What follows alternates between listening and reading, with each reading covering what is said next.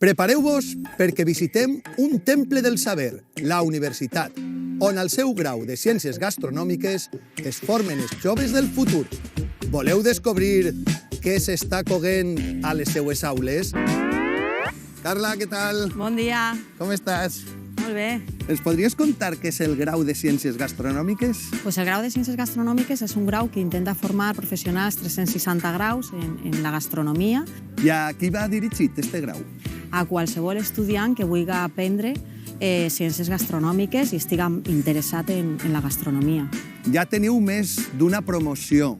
Esteu contents amb el resultat? Pues tenim 2 promocions ja i la veritat que estem molt contents perquè estan en diferents àmbits i són professionals que són buscats pel sector.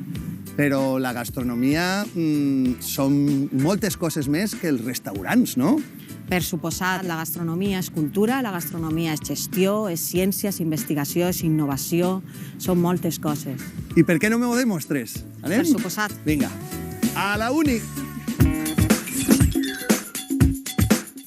Als anys 90, Ferran Adrià i l'equip del Bulli presentaren l'esferificació d'oli d'oliva, un plat mític que mesclava ciència i gastronomia. Bon dia, Juan Carlos. Molt bon dia, Lluís. La cuina és ciència?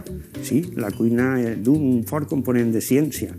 És tot reaccions químiques, reaccions microbiològiques i té un component important de física. En la facultat de farmàcia, on està el grau de Ciències Gastronòmiques, tenim un fort component que estudia la seguretat alimentària, perquè n'hi ha altres titulacions que també ho estudien, per això el professorat està especialitzat.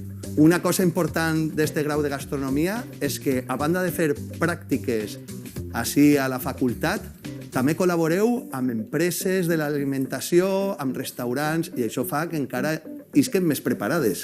Efectivament.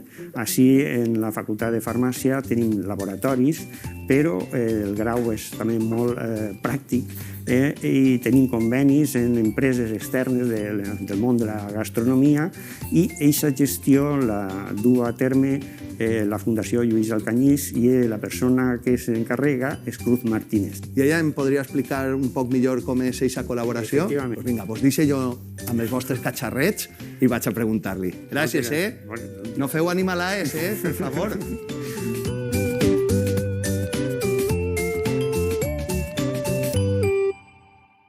Cruz, al grau de gastronomia teniu pràctiques a la universitat, però una cosa molt interessant és que també es fan pràctiques a empreses de restauració i d'alimentació. Sí, efectivament, els alumnes tenen les pràctiques i el que denominem les visites tècniques, que són unes activitats que estan incloses en el seu pla d'estudis. I és que els alumnes tenen l'oportunitat de conèixer els professionals del sector de l'alimentació, com són del món de l'hostaleria, restaurants, anem a bodegues, per exemple, també visitem la indústria agroalimentària o convidem en forma de ponències a, bàsicament, tots els professionals del món de l'alimentació. Terratrèmols, la millor manera de no plorar mentre tallem la ceba és posar-se unes ulleres. Ara, el tub no serveix per res, ¿Tú solías cuinar a casa? A ver, ayudaba a mi madre y tal, pero no se me da muy bien cocinar. ¿Tú eres més de ciència o de gastronomia? Jo soc més de gastronomia. T'agrada més cuinar? Sí, sempre m'ha agradat més. Molta ciència, molta tecnologia, però com t'ixen les lentilles o l'arròs al forn? No ho sé perquè no les he fet mai, la veritat. Ai, mare, ai, mare, ai. Yo te soy sincera, Luis. Me gusta mucho la ciencia y también me gusta mucho la gastronomía y lo que es tecnología de alimentos y tal, y como que esta carrera como que lo engloba todo. ¿A tu Simones? A mi de categoria. N'hi haurà que provar o no? Pues no saben ni res. Terratrèmols, ciència i gastronomia!